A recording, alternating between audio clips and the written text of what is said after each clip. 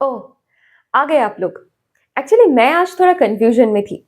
मैं ये सोच रही थी मेरे पास कुछ रोजेज़ है, तो मैं इसे इंग्लिश में क्या कहूँगी?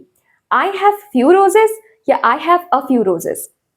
चलो रोजेज़ को साइड में रखते हैं। इस ग्लास में थोड़ा-सा मिल्क है, राइट? तो इसको इंग्लिश में क्या कहेंगे? There is a little milk in the glass या फिर there is little milk in the glass? तो क्या आपको भी ऐसे कंफ्यूजन्स होते हैं? अगर हाँ, तो चलिए आज इन सारे क्वेश्चंस को कंफ्यूजन्स को दूर करते हैं with the topic determiners. Determiners यानी निर्धारक। डिटरमिनर्स एक सेंटेंस में कहाँ आते हैं? नाउन से पहले। ये क्या करते हैं? नाउन को डिस्क्राइब करते हैं, मॉडिफाई करते हैं और इंट्रोड्यूस भी करते हैं। और कई बार ये क्वांटिटी और ओनरशिप भी दिखाने में हेल्प करते हैं। यहाँ पे है हमारी टाइप्स ऑफ डिटरमिनर्स, जिसमें सबसे पहले आता है आर्टिकल्स। आर्टिकल्स दो तरह के होते हैं, इंडेफिनिट और डेफिनिट। इंडेफिनिट आर्टिकल्स क्या है? ए और एंड डेफिनिट आर्टिकल है द। इंडेफिनिट शब्द का अर्थ है अनिश्चित, अस्पष्ट। यानी अगर मैं कहूं कि मैंने एक लड़की को स्टेशन में देखा, तो इसको इंग्लिश में कहेंगे I saw a girl at the station. यानी मैं किसी पर्टिकुलर लड़की की बात नहीं कर रही हूं, किस लड़की की बात हो रही है वो अस्पष्ट है, ठीक है। लेकिन अगर मैं कहूं कि I saw the girl at the station, यानी यहां पे एक पर्टिकुलर लड़की की बात हो रही है, the girl. Similarly a dog is barking outside, यानी एक डॉग है जो बाहर चिल्ला रहा है, कोई पर्टिकुलर डॉग नहीं। लेकिन अगर मैं कहूं कि the dog is barking outside, यानी यहां एक पर्टिकुलर डॉग की बात हो रही है कि वो डॉग बार्क कर रहा है बाहर। ओके, ये डिफरेंस है डेफिनेट और इनडेफिनेट आर्टिकल्स के बीच में। अब जान लेते हैं कि कहां पर ए लगता है और कहां पर एन लगता है।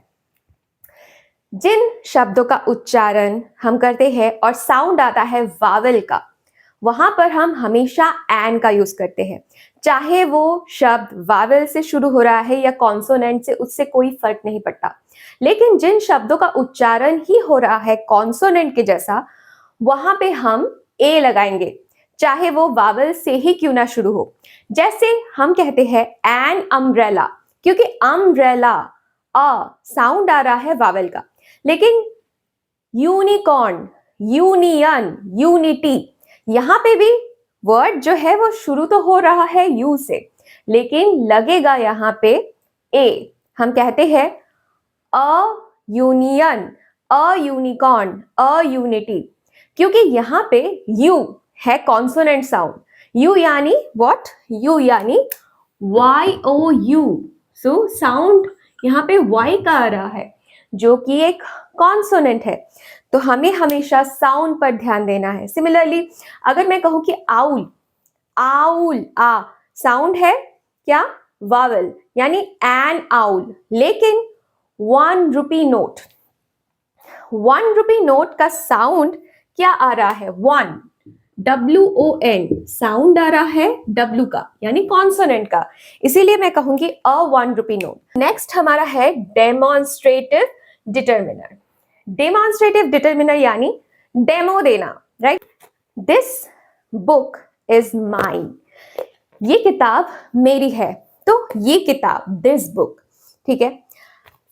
अगर ये किताब मुझसे दूर होता, एक शेल्फ पे रखा होता, तो मैं क्या कहती? दैट बुक इज माइन, वो किताब मेरी है। तो ये यानी मेरे पास में है, मेरे सामने है, इसीलिए दिस। अगर मुझसे दूर होता तो दैट।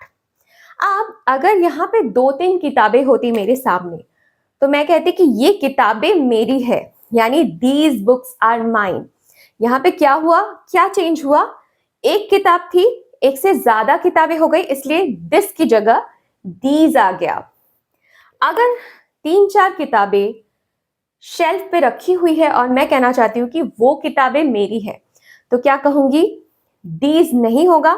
इस केस में मैं कहूंगी those, those books are mine, वो किताबें मेरी है। नेक्स्ट है पोजेसिव डिटरमिनर। बहुत इजी है। पोजेसिव यानी ओनरशिप दिखाना, मेरा, उसका, तुम्हारा, ठीक है। जैसे my book, this is my book, ये किताब मेरी है।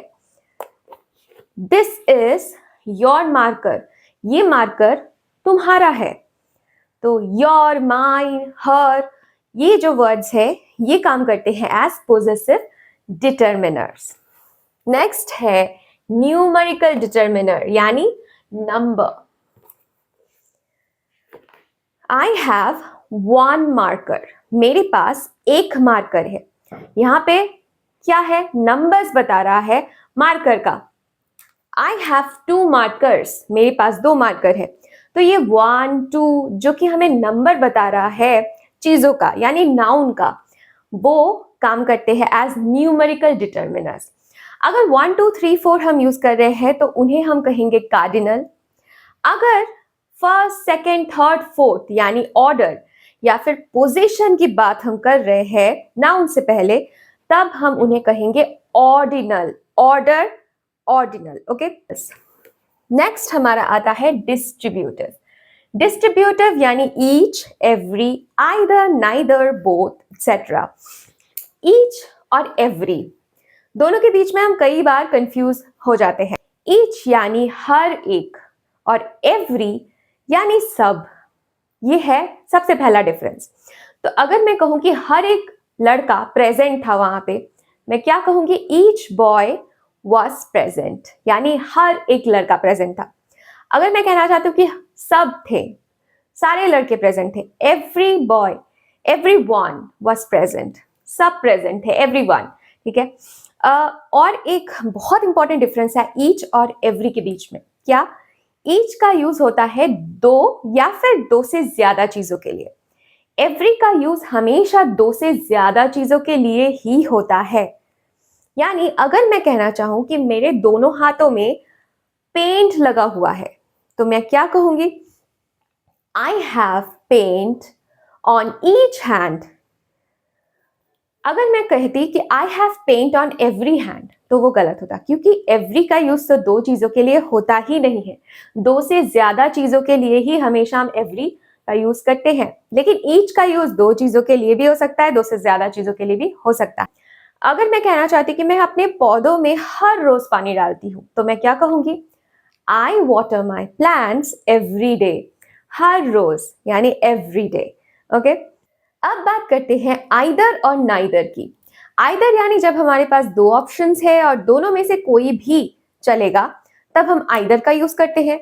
और नाइदर यानी दो ऑप्शंस है लेकिन दोनों में से कोई भी नहीं चलेगा, तब हम नाइदर का यूज करते हैं। जैसे कि आइदर मार्कर विल डू, तो मुझे दोनों में से कोई भी एक मार्कर दे दो, उससे मेरा काम चल जाएगा। So either marker will do. I don't like either jacket. दोनों दो जैकेट्स है, मेरे को दोनों में से एक भी जैकेट पसंद नहीं है। So I don't like either jacket. Neither parent came to meet the teacher. So mummy papa में से कोई भी एक जन नहीं आए टीचर से मिलने। सो नाइदर पेरेंट, दोनों में से एक भी नहीं, neither parent came to meet the teacher. अब बोथ, बोथ तो बहुत आसान है। बोथ यानी दोनों, बोथ बॉयज वेर प्रेजेंट, दोनों लड़के ही प्रेजेंट थे। बोथ मार्कर्स आर वर्किंग, दोनों मार्कर्स ही काम कर रहे हैं, both. So both is used for two things together. Next है हमारा इंटरोगेटिव डिटर्मिनर। ये किताब किसकी है? Whose book is this? दोनों में से तुमको कौन सा मार्कर चाहिए? Which marker do you want? ये किसकी तस्वीर है? Whose picture is this? तुम कौन सी मूवी देख रहे हो? What movie are you watching? तो ये which, whose, what, जब हम ऐसी चीजों का यूज करते हैं नाउन से पहले क्वेश्चन पूछने के लिए, तो इनको कहा जाता है इंटरोगेटिव डिटर्मिनर्स। ओके। नेक्स्ट है क्वांटिफायर्स। बहुत इंपॉर्टेंट है, नाम से ही पता चल रहा है क्वांटिफायर्स यानी ये क्या बताते हैं, क्या बताते हैं, ये क्वांटिटी बताते हैं, अमाउंट बताते हैं कि कितना। और काउंटेबल नाउन का भी ये बोलते हैं क्वांटिटी, और अनकाउंटेबल नाउन की क्वांटिटी भी ये हमें बताते हैं। मच, मेनी, फ्यू, लिटिल, सम, एनी, मोस्ट, ऑल, ये सारे होते हैं क्वांटिफायर्स। तो क्वांटिफायर्स को पढ़ने से पहले मैं आपको एडजेक्टिव्स और डिटर्मिनर्स के बीच का डिफरेंस बताऊंगी। डिटर्मिनर्स और एडजेक्टिव्स के बीच में सबसे पहला और सबसे कॉमन डिफरेंस जो मैंने यहाँ पे लिखा नहीं है, वो ये है कि दोनों ही एडजेक्टिव्स भी और डिटर्मिनर्स भी एक सेंटेंस में कहाँ आते हैं? नाउन से पहले आते हैं। लेकिन एडजेक्टिव्स हमें नाउन की क्वालिटी बताते हैं, डिटर्मिनर्स नाउन की क्वालिटी नहीं बताते। या तो वो नाउन को इंट्रोड्यूस करते हैं, आइडेंटिफाई करते हैं या ओनरशिप बताते हैं, जो कि हमने अभी पढ़ा, लेकिन क्वालिटी नहीं बताते। जैसे she is a beautiful girl, beautiful यहाँ पे एडजेक्टिव है, ठीक है, लेकिन डिटर्मिनर नहीं है। डिटर्मिनर्स क्वालिटी नहीं बताते, वो मॉडिफाई करते हैं नाउन को, और एडजेक्टिव्स नाउन की क्वालिटी बताते हैं, ठीक है। नेक्स्ट डिफरेंस है, डिटर्मिनर्स का कोई कंपैरेटिव फॉर्म नहीं होता। हमको पता है कि एडजेक्टिव्स का कंपैरेटिव फॉर्म होता है, जैसे कि strong, stronger, strongest, tall, taller, tallest, smart, smarter, smartest. लेकिन डिटर्मिनर्स का आप सोच के देखो, जो भी हमने पढ़ा उनका कोई कंपैरेटिव फॉर्म नहीं हो सकता। Okay, cannot be remove from the sentence. एक सेंटेंस में हम एडजेक्टिव को अगर रिमूव कर दे फिर भी वो सेंटेंस कंप्लीट दिखेगा, लेकिन अगर डिटर्मिनर को रिमूव कर दे तो वो सेंटेंस जो है वो इनकम्प्लीट हो जाता है। जैसे the pretty girl sat next to me. The lazy boy was punished. The pretty girl, यहाँ पे एडजेक्टिव है pretty, डिटर्मिनर क्या है? द। अगर मैं यहाँ पे pretty जो है उसको हटा दूं तो सेंटेंस क्या होगा? The girl sat next to me। Complete sentence है, सेंस बना रहा है सेंटेंस, लेकिन अगर द हटा दूं, सिर्फ कहूं pretty girl sat next to me, तो this sentence seems incomplete. Similarly the lazy boy was punished. अगर मैं लेजी हटा दूं, यानी एडजेक्टिव को हटा दूं, द बॉय वाज पनिश्ड चलेगा, लेकिन द को अगर हटा दूं, लेजी बॉय वाज पनिश्ड, तो ये सेंटेंस इनकम्प्लीट है। इसका डिफरेंस क्या है? एडजेक्टिव को आप सेंटेंस में नाउन से पहले भी यूज कर सकते हो, नाउन के बाद में भी, प्रेडिकेट में भी एडजेक्टिव को यूज कर सकते हो। जैसे कि he is a handsome boy, the boy is handsome. पहला जो सेंटेंस है, इज अ हैंडसम बॉय, वहां पे नाउन से पहले आ रहा है एडजेक्टिव हैंडसम बॉय, लेकिन दूसरा सेंटेंस में नाउन के बाद में आ रहा है प्रेडिकेट पार्ट में। तो दोनों ही केसेस में हम एडजेक्टिव को यूज करते हैं, लेकिन डिटर्मिनर्स को हम प्रेडिकेटिवली यूज नहीं करते हैं, एट्रीब्यूटिवली ही यूज करते हैं, यानी नाउन से पहले ही आते हैं डिटर्मिनर्स। अब जानेंगे क्वांटिफायर्स के बारे में। क्वांटिफायर्स में सबसे पहले आता है सम और एनी। सम यानी कुछ, थोड़ा, ठीक है। सम का यूज काउंटेबल से पहले भी होता है, अनकाउंटेबल से पहले भी हम सम का यूज करते हैं। जैसे कि सम बॉयज हम बोलते हैं, वैसे ही सम मिल्क, सम वाटर, ये भी हम बोलते हैं। एनी का भी सेम है, एनी का यूज काउंटेबल से पहले भी होता है, अनकाउंटेबल से पहले भी होता है। अब सम और एनी के बीच का क्या डिफरेंस है? सेंटेंस में हम इनको कैसे यूज करते हैं? सम का यूज होता है पॉजिटिव सेंटेंसेस में, यानी अफर्मेटिव सेंटेंसेस में, और एनी का यूज होता है जब हम क्वेश्चन पूछते हैं तब, और जब हम नेगेटिव कुछ बोलते हैं तब हम एनी लगाते हैं। जैसे मेरे पास कुछ पैसे है, क्या सेंटेंस है ये? पॉजिटिव है या नेगेटिव? मेरे पास कुछ पैसे है, सेंटेंस तो पॉजिटिव है, अफर्मेटिव है, क्योंकि यहाँ पे कोई नेगेटिव बात नहीं हुई है। तो यहां मैं क्या कहूंगी? आई हैव सम मनी, कुछ पैसे, सम मनी। अब अगर मैं कहना चाहती कि मेरे पास पैसे नहीं है, तो क्या कहूंगी? I don't have some money, I don't have any money. क्यों एनी लगा यहाँ पे? क्योंकि अभी तो हमने पढ़ा है कि एनी का यूज नेगेटिव सेंटेंसेस में हम करते हैं, तो आई डोंट। अब अगर मैं क्वेश्चन पूछूं कि क्या तुम्हारे पास पैसे है, क्या तुम्हारे पास कुछ पैसे है, तो क्या कहूंगी? Do you have some money या एनी मनी? क्या होना चाहिए यहाँ पे? क्योंकि मैं सिंपल क्वेश्चन पूछ रही हूं, तो यहाँ पे बिना कुछ सोचे हमें लगाना है any. Do you have any money? तो क्वेश्चन और नेगेटिव सेंटेंसेस के लिए एनी लगेगा, पॉजिटिव सेंटेंस में हमारा लगेगा सम। अब इसके कुछ एक्सेप्शंस है। अगर मैं किसी से पैसे उधार लेना चाहती हूँ, यानी मैं किसी को रिक्वेस्ट कर रही हूँ कि क्या तुम मुझे कुछ पैसे उधार दे सकते हो, could you lend me any money?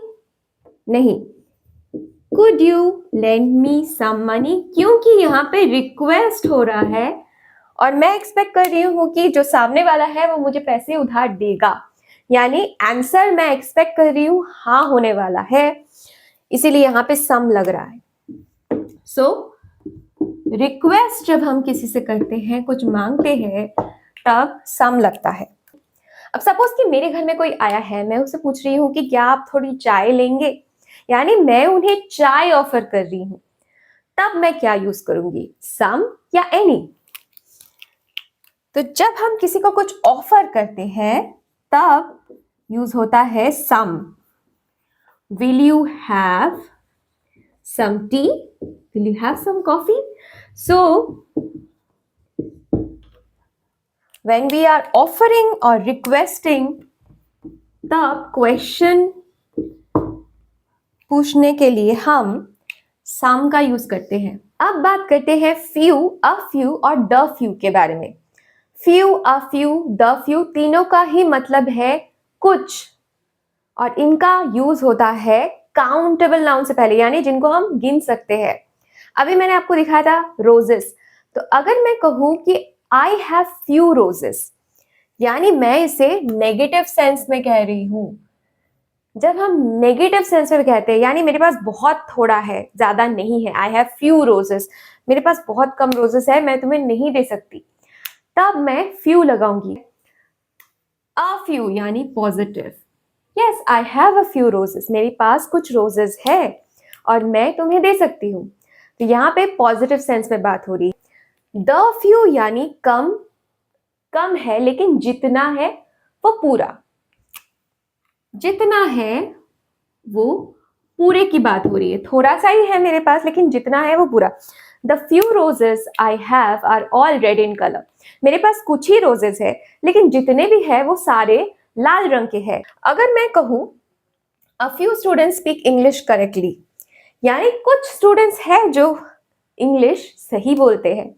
A few students यानी पॉजिटिवली बात हो रही है, लेकिन few students speak English correctly यानी नेगेटिवली बोल रही हूं, कुछ ही स्टूडेंट्स हैं जो इंग्लिश करेक्टली बोलते हैं। जैसे कि फ्यू का यूज होता है काउंटेबल नाउन से पहले, वैसे ही लिटिल का यूज होता है अनकाउंटेबल नाउन से पहले।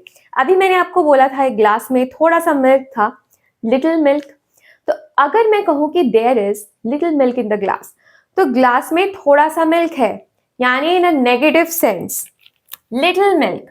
अगर मैं कहूं कि there is a little milk in the glass, तब भी ग्लास में थोड़ा सा ही मिल्क है, लेकिन मैं बोल रही हूं इन अ पॉजिटिव सेंस कि हाँ ग्लास में थोड़ा सा मिल्क है, मैं दे सकती हूँ, ठीक है, चाय बनाने के लिए दे सकती हूँ। So in a positive sense. The little यानी थोड़ा सा ही है मिल्क ग्लास में, लेकिन जितना है वो पूरा, जितना थोड़ा सा मिल्क था ग्लास में वो पूरा ही खराब हो गया, सड़ गया। So the little milk that was in the glass was all spoiled, was spoiled, ठीक है। तो यहाँ पे इसका मतलब है थोड़ा सा ही है लेकिन जितना है वो उतना पूरा। There is little hope of his recovery, there is a little hope of his recovery, देखो सिर्फ एक अ लगा और दोनों सेंटेंस का मतलब चेंज हो गया। There is little hope of his recovery यानी उसके रिकवर होने के चांसेस, उसके ठीक होने के चांसेस कम है। Little hope थोड़ी सी ही होप है उसके ठीक होने की, लेकिन there is a little hope यानी हाँ शायद वो ठीक हो जाएगा। There is a little hope of his recovery. दोनों सेंटेंस में सिर्फ एक ए लगा और सेंटेंस का मीनिंग चेंज हो गया। The little grain they had was damaged, उनके पास थोड़ी सी ही ग्रेन्स थी, थोड़े सी ही ग्रेन्स थी उनके पास, जितनी थी वो पूरी डैमेज हो गई। नेक्स्ट है मच और मेनी के बीच का डिफरेंस। ये हम सबको पता है ऑलरेडी। मच यानी जो अनकाउंटेबल चीजें होती है उनसे पहले हम मच लगाते हैं, और मेनी हम लगाते हैं काउंटेबल से पहले। तो चलिए फटाफट इन क्वेश्चंस को साथ में सॉल्व करते हैं। How dash money do you want? Money uncountable है, राइट? तो क्या आएगा यहाँ पे? How much money do you want? तुम्हें कितने पैसे चाहिए? How dash chocolates do you buy? तो चॉकलेट्स, क्या हम चॉकलेट्स को काउंट कर सकते हैं? ऑब्वियसली कर सकते हैं। तो अगर काउंटेबल है, ऑब्वियसली यहाँ पे क्या आएगा? Many. How dash water should I drink in a day? हम डॉक्टर से पूछते हैं कितना पानी पीना चाहिए हमें दिन में। तो वाटर अनकाउंटेबल है, वाटर को तो हम गिन नहीं सकते। How much water should I drink in a day? लेकिन अगर यहां पे सेंटेंस होता how dash glasses, how glasses of water, तब हम क्या कहते? क्या हम ग्लास को काउंट कर सकते हैं? ऑब्वियसली कर सकते हैं। तो how much water should I drink in a day, लेकिन how many glasses of water should I drink in a day? Next है a bit and bits of. इनका कैसे यूज होता है? अ बिट यानी थोड़ा सा, बिट्स ऑफ यानी छोटे छोटे टुकड़े। इनका यूज होता है अनकाउंटेबल नाउन से पहले। जैसे I need a bit of help, मुझे थोड़ी सी हेल्प चाहिए। I need a bit of help. Add a little bit of salt, थोड़ा सा सॉल्ट ऐड करो। Add a little bit of salt. तो बिट या फिर लिटिल बिट, इसका मतलब होता है थोड़ा सा। बिट्स यानी छोटे छोटे टुकड़े, जैसे कि छोटे छोटे कांच के टुकड़े या फिर किसी और चीज के टुकड़े। There were bits of glasses everywhere, कांच टूट गया और छोटे छोटे टुकड़े हर जगह पर थे। There were bits of glasses everywhere. जो भी हमने अभी तक पढ़ा उसके बेसिस में कुछ इजी क्वेश्चन सॉल्व करेंगे साथ में। सबसे पहला देखो, dash precaution is necessary in handling the machine. तो मशीन को हैंडल करने के लिए प्रिकॉशन चाहिए। तो क्या थोड़ा ज्यादा प्रिकॉशन चाहिए या थोड़ा ही प्रिकॉशन चाहिए? ऑब्वियसली थोड़ा ज्यादा। और प्रिकॉशन यानी सावधानी, क्या है? काउंटेबल है? क्या हम सावधानी को काउंट कर सकते हैं? नहीं, अनकाउंटेबल है। तो यहाँ क्या लगेगा? लिटिल लगेगा। तो अ लिटिल लगेगा या लिटिल?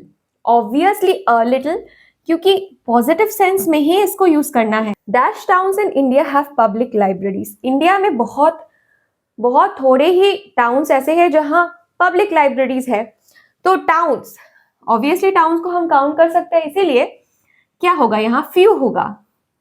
और सिर्फ फ्यू ही होगा क्योंकि थोड़े ही टाउन्स इन इंडिया ऐसे हैं जहां पे पब्लिक लाइब्रेरीज अवेलेबल होती है।